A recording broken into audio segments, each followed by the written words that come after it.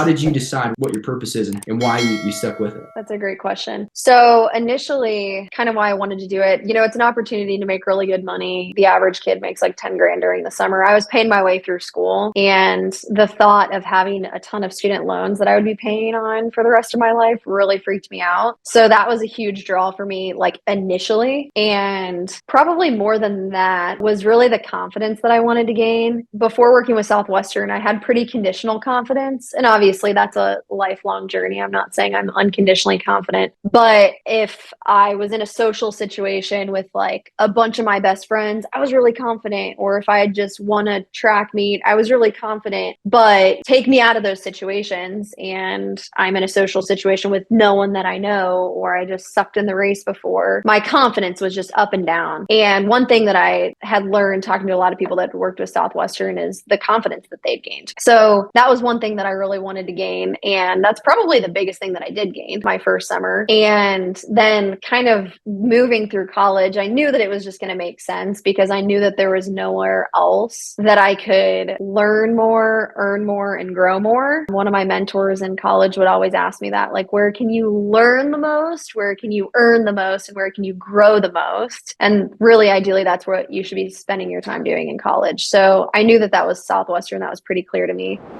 And then in terms of after college, though, I definitely did not plan on working full-time with Southwestern when I was in nursing school. So I thought I was going to be a nurse. And Southwestern really just opened up a lot of other doors, as you know, Joe. Once you work with Southwestern and do well, you're kind of more so getting recruited for all these different things than you are trying to find a job. So when I was nearing graduation, I had different opportunities. I had kind of pretty heavily thought about like medical device sales, and that's a really awesome gig. You can make a ton of money and it's pretty flexible. I shadowed a guy for that, and there was different things that I was considering. And ultimately I had a conversation with one of my mentors and also my dad, and they both kind of had similar advice. They were like, when you're thinking about a career, instead of thinking about what you want to do, and this is funny because I just listened to your most recent episode and you were kind of talking about this, instead of thinking about what you want to do, think about the criteria for your career. Like, what kind of impact you want to make? Is that important? Like, what kind of flexibility? What kind of money? Like, just all of the different things. So I basically made a list of all of the things that I wanted in a career and then reverse engineered. And I did not expect the answer to be Southwestern, but